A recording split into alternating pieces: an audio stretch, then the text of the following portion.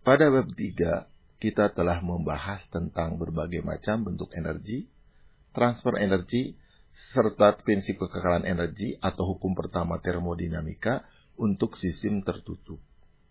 Pada bagian ini, kita akan membahas tentang bentuk-bentuk energi serta transfer energi yang ada pada sistem terbuka, baik itu aliran tunak maupun aliran tidak tunak.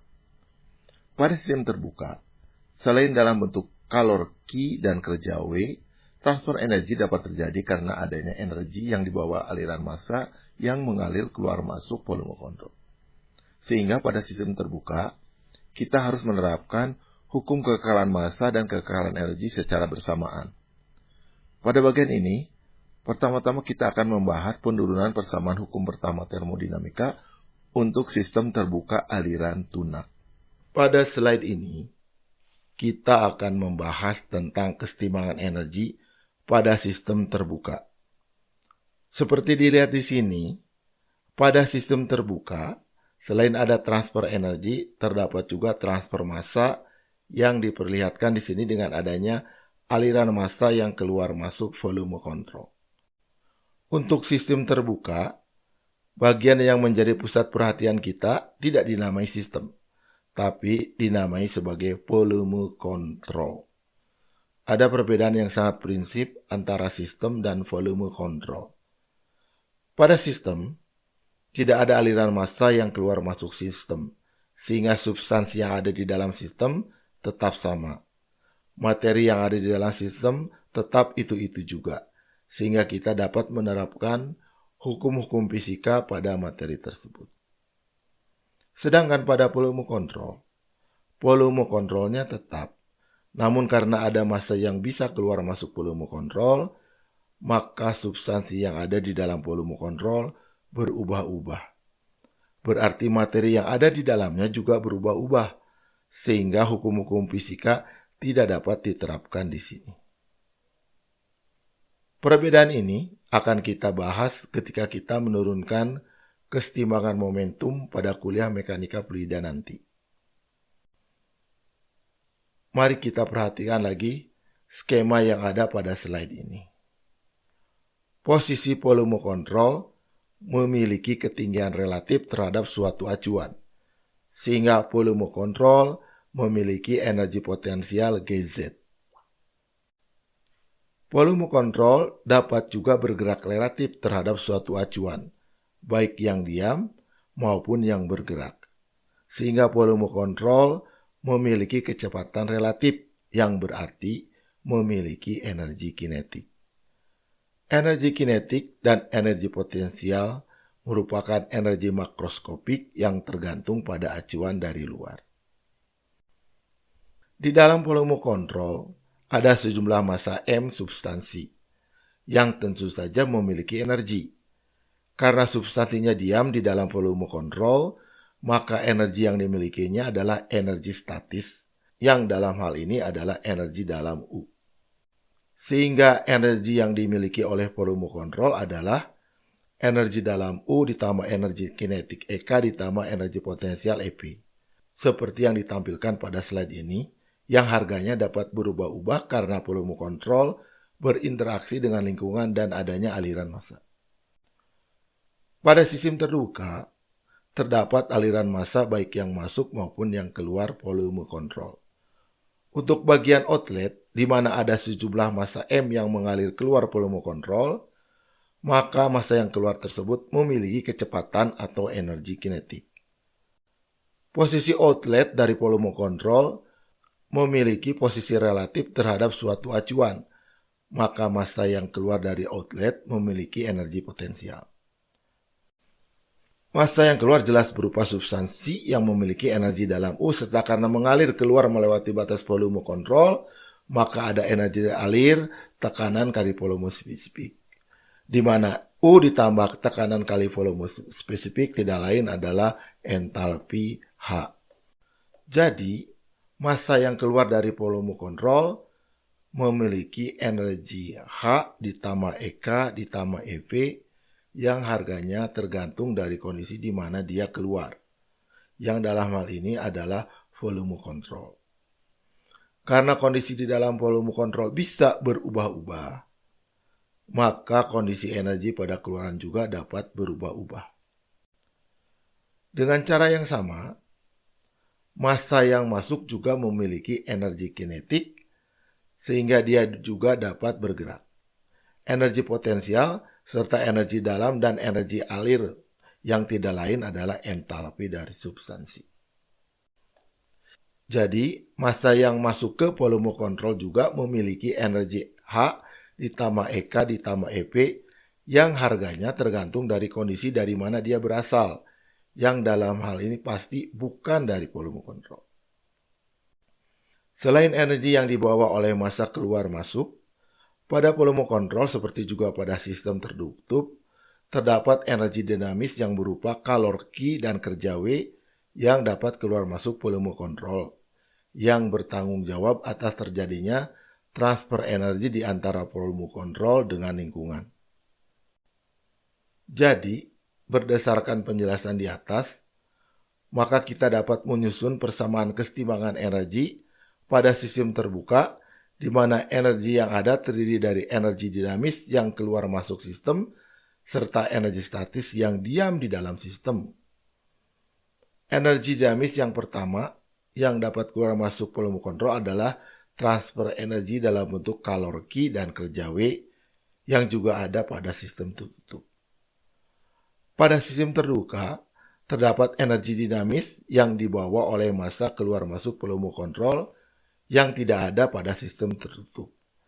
Energi yang dibawa massa tersebut berupa entalpi ditambah EK ditambah EP. Menurut hukum pertama termodinamika, jumlah energi yang masuk dikurangi jumlah energi yang keluar sama dengan jumlah energi yang berubah di dalam volume kontrol, yaitu energi volume kontrol ECV2 dikurangi energi volume kontrol ECV1, di mana 2 menyatakan keadaan akhir, sedangkan 1 menyatakan keadaan awal. Penurunan lebih detail hukum ke-1 termodinamika untuk sistem tertutup akan dibahas pada slide-slide berikutnya. Hal baru pada sistem terbuka atau volume kontrol adalah adanya aliran massa. Karena itu, mari kita mulai dengan membahas aliran massa ini. Mari kita tinjau massa yang mengalir pada sebuah pipa. Seperti yang sudah kita pelajari pada fisika dasar, aliran fluida memiliki beberapa tipe aliran yang tergantung dari kondisi fluida yang mengalir. Pada kuliah ini, untuk mudahnya kita asumsikan fluida mengalir secara laminer dan tunak, tidak berubah terhadap waktu. Sehingga aktualnya, kontur aliran fluida kita gambarkan seperti yang ditampilkan pada gambar ini.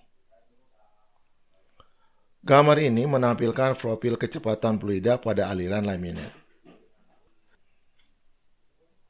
Kecepatan aliran pada bagian pinggir pipa merupakan kecepatan yang paling minimum, karena bagian tersebut harus bergesekan dengan dinding pipa yang diam. Sedangkan bagian tengah pipa memiliki kecepatan alir yang maksimum karena posisinya paling jauh dari dinding pipa, sehingga pengaruh gesekan dengan pipa paling minimum. Laju aliran massa pada fluida yang mengalir secara laminer dapat dihitung dengan menggunakan persamaan 15, yang merupakan integral dari perkalian massa jenis dengan laju volume yang dinyatakan sebagai perkalian kecepatan alir dengan luas penampang alir yang tegak lurus kecepatan aliran.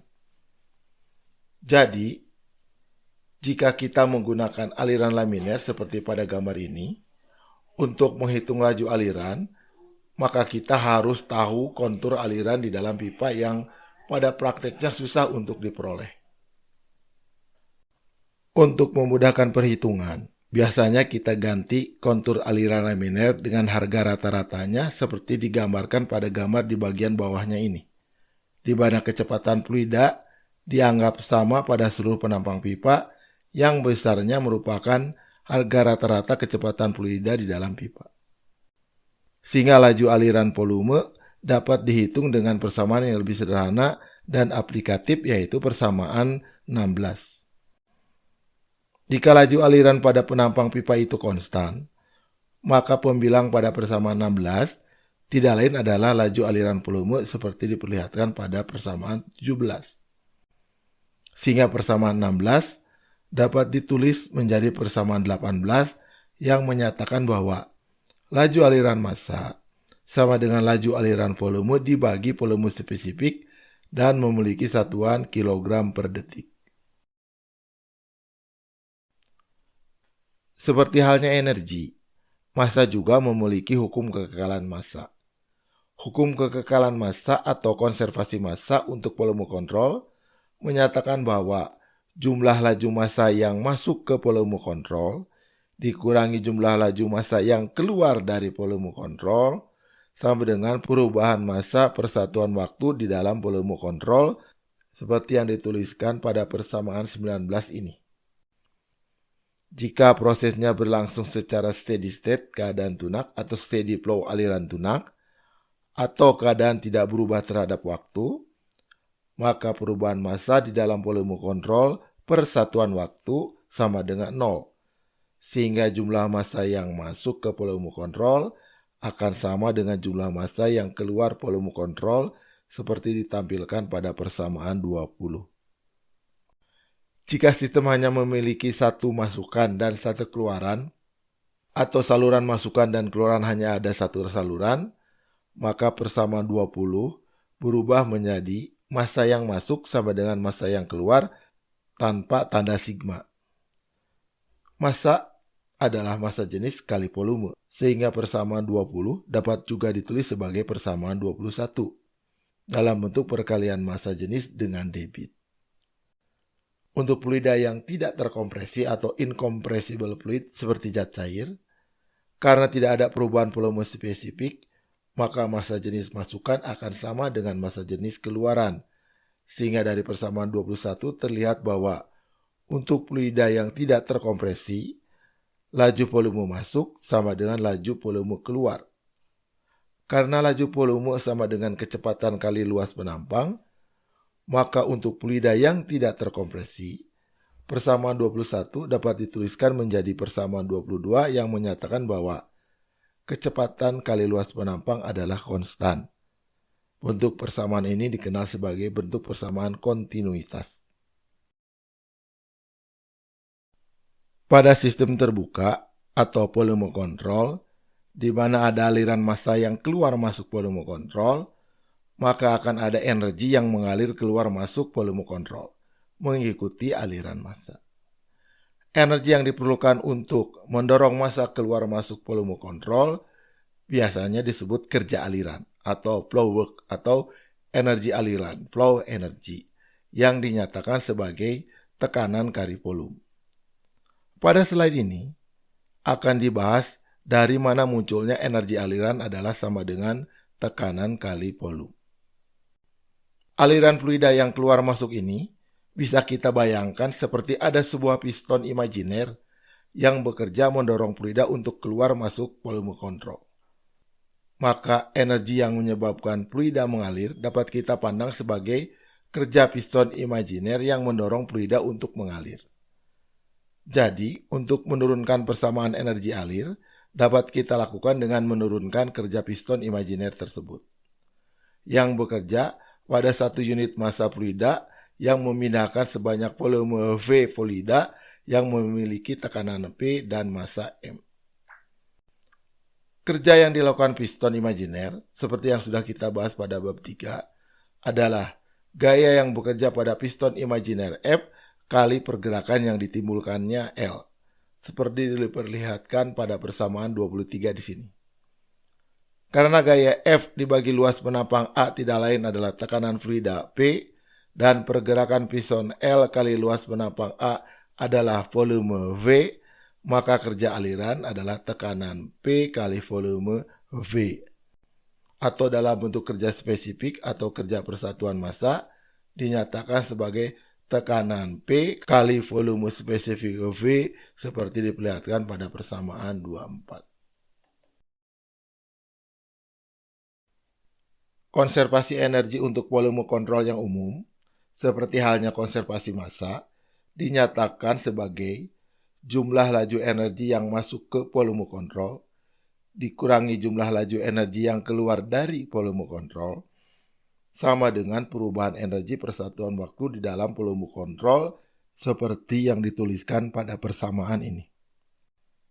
Seperti yang sudah dibahas pada slide sebelumnya, pada volume kontrol, energi yang dapat keluar masuk volume kontrol terdiri dari kalor, kerja, dan energi yang dibawa keluar masuk volume kontrol oleh massa, sehingga persamaan konservasi energinya dapat ditulis lebih rinci menjadi persamaan 25. Persamaan 25 ini menyatakan energi yang keluar dikurangi energi yang masuk ke volume kontrol sebagai Q dan W, serta yang dibawa massa, sama dengan perubahan energi yang ada di dalam volume kontrol. Subscript I untuk menyatakan inlet adalah aliran masuk dan subscript E untuk menyatakan outlet atau arah aliran keluar. Energi yang dibawa massa mengalir keluar masuk volume kontrol terdiri dari entalpi H ditambah energi kinetik EK ditambah energi potensial EP. Sehingga lengkapnya, persamaan konservasi energi untuk volume kontrol ditulis seperti yang ditampilkan pada persamaan 26 di sini. Untuk proses yang steady state dan steady flow atau aliran tunak, di mana keadaan di dalam volume kontrol tidak berubah terhadap waktu, atau perubahan energi yang ada di dalam volume kontrol sama dengan 0, maka laju energi yang masuk sama dengan laju energi yang keluar, sehingga persamaan 26 dapat ditulis dalam bentuk persamaan 27. Persamaan 27 ini menyatakan bahwa energi yang masuk volume kontrol sebagai Q, W, dan yang dibawa masuk oleh aliran massa sama dengan energi yang keluar volume kontrol sebagai Q, W, dan yang dibawa keluar oleh aliran massa. Untuk mengingatkan kembali apa yang sudah kita bahas pada bab 3, aslinya Q dan W ditulis sebagai Q net dan W net, total kalor dan total kerja yang keluar masuk volume kontrol. Namun untuk ringkasnya, dan dengan memperhatikan konvensi penulisan Q dan W yang kita gunakan, maka untuk kalor, kita hanya tulis Q karena kalor masuk bertanda positif. Sedangkan untuk kerja, kita tulis sebagai minus W karena kerja yang dilakukan terhadap sistem bertanda negatif.